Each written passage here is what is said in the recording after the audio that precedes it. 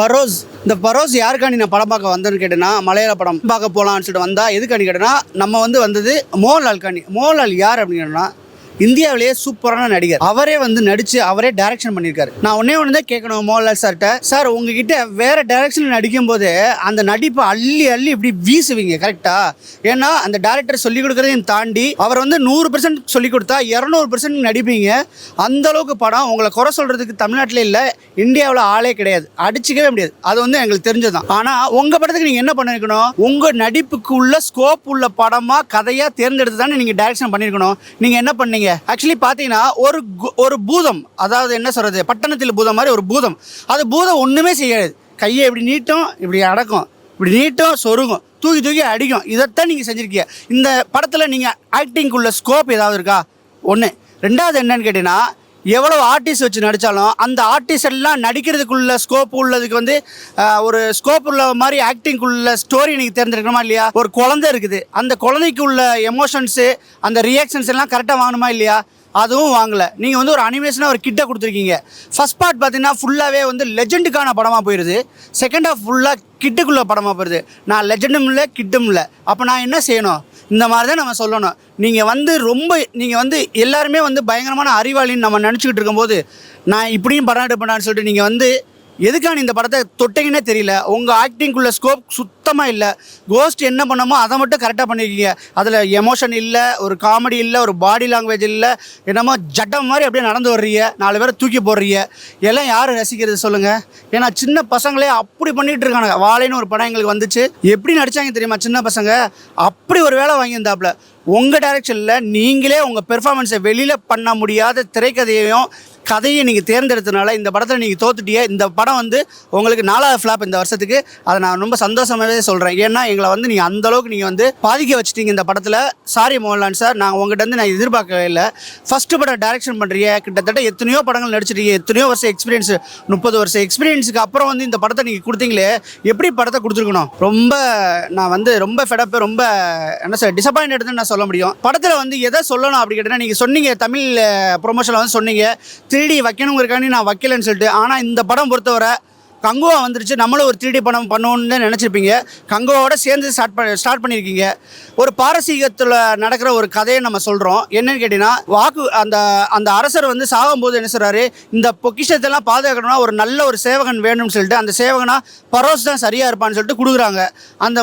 அதை நம்பி இந்த ராஜாவுக்காண்டி நான் என்ன வேணாலும் செய்வேன்னு சொல்லிட்டு அந்த சாவி கொத்தா வாங்குறாரு. நீங்கள் முன்னாடி போய் பின்னாடி நின்றுட்டு சரியா முதுகில் குத்திடுறீங்க. ரைட்டு, முதுகில் குத்த வச்சுட்டீங்க. முதுகில் குத்துறோன்னா ஒரு மனுஷனால் அந்த பெட்டகத்தை பாதுகாக்க முடியாது, ஒரு கோஸ்ட் தான் பாதுகாக்கணும்னு சொல்லிட்டு சூனியக்காரியை வச்சுட்டு அந்த பாம்பை எடுத்து உள்ளுக்குள்ளே மண்டக்குள்ளே சொருகி விட்டுறீங்க. சரி, ஓகே. அந்த 400 வருஷமாக அந்த 1633 2024 வரை அந்த பூதம் அந்த பெட்டகத்தை பாதுகாக்குது.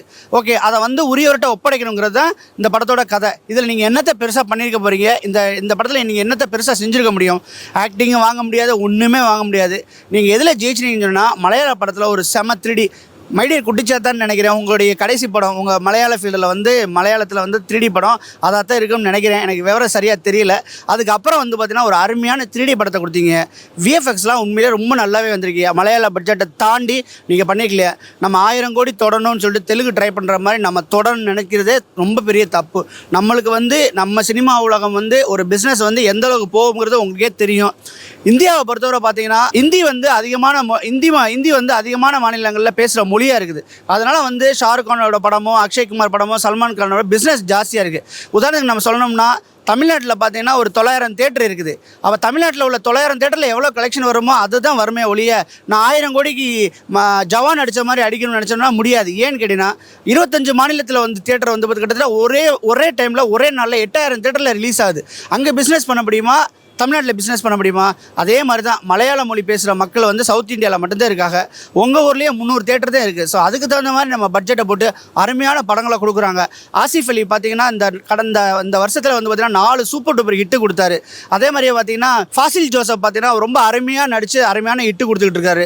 உங்கள் பையனே ரொம்ப நல்லாவே நடித்து சூப்பரான ஒரு ஹிட்டு படம்லாம் கொடுத்தாரு.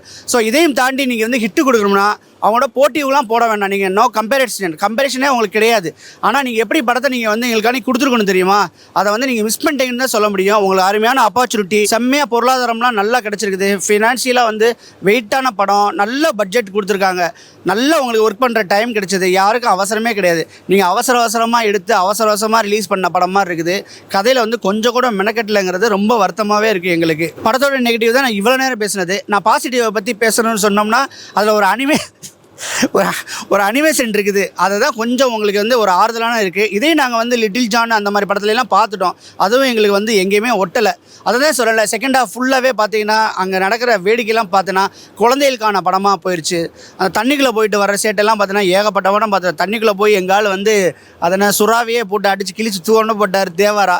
அவங்களே நாங்கள் ஓட விட்டாங்க தமிழ் மக்கள். அதனால் வந்து தேவையில்லாத ஒன்றா நீங்கள் வந்து எடுத்துகிட்டு இவ்வளோ கையிலன்னு சொல்லிட்டு தான் தோணுது. கண்டிப்பாக பிடிக்காது. ஏன்னா அவங்க ஸ்டோரி ஓரியன்ட் படத்தை தான் அவங்க வந்து லவ் பண்ணுறாங்க. அந்த மாதிரி படங்கள் தான் ஓடுது. நம்மளை விட வந்து அதாவது தமிழ் மக்களை பார்க்குறத விட ரசித்து பார்க்குறவங்க யாருன்னு கேட்டிங்கன்னா மலையாள மக்கள் தான். ஏன்னா அவங்களுக்கு ஸ்டோரி ஓரியன்டாக இருக்கும். நீங்கள் பார்த்தீங்கன்னா அங்கமாலி டைரிஸ் எடுத்துக்கோங்க, அடுத்து வந்து நீங்கள் மஞ்சுமேல் பாய்ஸ் எடுத்துக்கிறங்க, அடுத்து பிரேமலு எடுத்துக்கிறங்க, ஆவேசம்லாம் எடுத்துக்கிறங்க. அதிலலாம் உள்ள நடிப்பு, ஆக்ஷனு பக்கத்தில் கூட வரமாட்டாப்புல மோகன்லால். ஏன்னா இந்த படத்தோட கேரக்டரே வந்து ஒன்றுமே செய்ய முடியாது. நீங்கள் ஒரு பூதம் என்ன செய்ய முடியும்? அந்த வந்து அப்படியே செஞ்சுருக்காப்புல. காலை தூக்கிட்டு ஆடுறது, இது பண்ணுறது எதுவுமே செய்ய முடியாது. ஜடம் மாதிரி நடந்து போகிறாப்புல, ஜடம் மாதிரி வர்றாப்புல. ஒரு ஒரு ஒரு ஒரு எனர்ஜியே கிடையாது. மோகன்லால் வந்து என்னமோ ஒரு எனர்ஜி கிடையாது. அந்த லுக்கும் பார்த்தீங்கன்னா பூதங்கிறக்கானே மொட்டையை போட்டுட்டு உங்களுடைய ஒரு அழகான தோற்றத்தையும் வந்து காலி பண்ணிட்டு என்னென்னமோ பண்ணி வச்சுருக்கீங்க. ஓவராலாக இந்த படம் வந்து ரொம்ப வந்து பிலோ ஆவரேஜ் மூவின்னு தான் நம்ம சொல்ல முடியும். ரொம்ப நாங்கள் டிசப்பாயின்டாக இருக்கோம். அதுக்கடுத்து பார்த்தீங்கன்னா இந்த படத்துக்கு வந்து ஒரு ஆறுதல் கேட்டிங்கன்னா மியூசிக் வந்து உண்மையிலேயே நல்லாவே போட்டிருக்காங்க. ஆனால் வந்து ஒரு நல்ல தியேட்டரில் பார்த்தா அந்த ஃபீல்டில் நம்ம வந்து ரிசீவ் பண்ணலாம். அந்த மாதிரி தான் இருக்கும். ஒரு அருமையானது.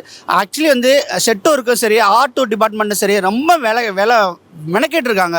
அந்த பொக்கிஷன் இருக்கிற அந்த ட்ரெஷர் இருக்கிற அந்த ரூமே பார்த்திங்கன்னா, அந்த ஹாலே பார்த்திங்கன்னா ரொம்ப அருமையாகவே பண்ணியிருக்காங்க. எங்கேயுமே வந்து மைனஸ் கண்டுபிடிக்க முடியாத அளவுக்கு ரொம்ப நல்ல தரமாக பண்ணியிருக்காங்க. அதனால் வந்து அந்த டெக்னிக்கலாக நீங்கள் ஜெயிச்சிங்க. ஸ்டோரி வைஸ் ரொம்ப நல்லா பண்ணியிருந்தா எங்கேயோ போக வேண்டிய படம் தான். 1000 கோடி கிராஸ் பண்ண வேண்டிய படம் தான். உங்களுக்கானியே மார்க்கெட் வந்து எல்லா இடத்துலையுமே இருக்குது.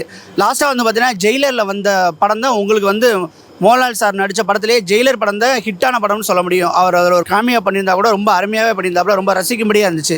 அதுக்கு அடுத்த வந்த எல்லா படங்களுமே வந்து ரொம்ப சுமாரான படமாக போனதுனால இந்த படமும் ரொம்ப சுமாரான படமாகவே போச்சு. இந்த படத்துக்கு வந்து என்னோடய ரேட்டிங் வந்து 4 மார்க் கொடுப்பேன். ஏன்னு கேட்டிங்கன்னா அது போட்ட பட்ஜெட்டுக்கும் நீங்கள் பண்ண technical work, art work, set work, VFX, music கூட ஓரளவு நல்லாவே பண்ணியிருந்தீங்க. ஆனால் சாங்குலாம் நீங்கள் தோத்துட்டீங்கன்னு தான் சொல்ல முடியும்.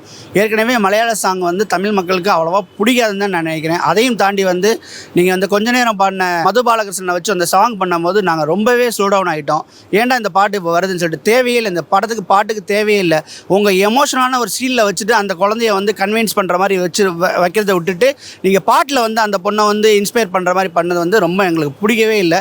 அது வந்து தேட்டரில் என்னால் உட்கார முடியலன்னு தான் நான் சொல்ல முடியும். கண்டிப்பாக வந்து 3D காணி 200 ரூபா கொடுக்கலாம். ஏன்னா தமிழ் படத்தையும் தாண்டி, ஹிந்தி படத்தையும் தாண்டி, இங்கிலீஷ் படத்தையும் தாண்டி சில விஷயங்கள் நல்லாயிருக்கு. அந்த பால் வந்து ஒரு கிக் பண்ணுவாங்க, அது மூஞ்சில் அடித்து போகிற மாதிரி இருக்கட்டும். மோகன்லால் இன்ட்ரடக்ஷன் சீனில் ஒரு ஸ்டோன் வந்து நம்மளை அடிக்கும். அதெல்லாம் ரொம்ப நல்லாவே பண்ணியிருக்காங்க. ரொம்ப மெனக்கெட்டுருக்கான்னு சொல்ல முடியும். சில ஷார்ட்ஸ்க்கான இந்த படத்தை ரொம்ப நல்ல படம்லாம் நம்மளால் சொல்ல முடியாது.